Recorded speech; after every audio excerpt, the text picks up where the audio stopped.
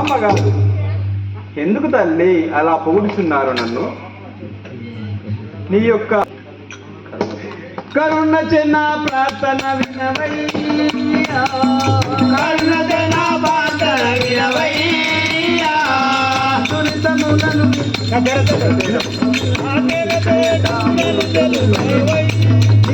తేటంబులు తెలుపుమయ్యా,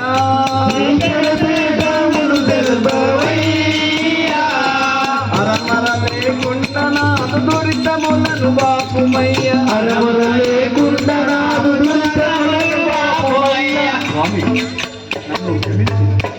నన్ను నీ శిష్యురాలుగా ఏల వచ్చినవో ఎందుకు వచ్చినవో అని అడుగుచుంటిరా? ఏల నువ్వటులకు తెలిపేదానో,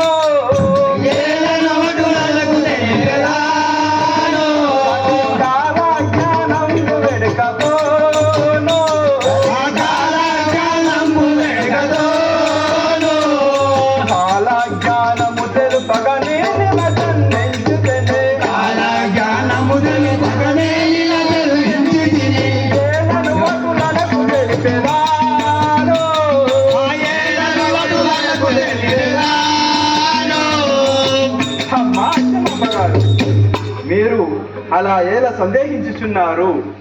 నేను ఈ భూలోని మూడులకు కాలజ్ఞానాన్ని ఉపదేశించడానికే ఈ వీరప్పగా వీర బ్రహ్మంగా జన్మించింది కదా. స్వామి, ఇక మా ఇంటికి పోదాం కదా.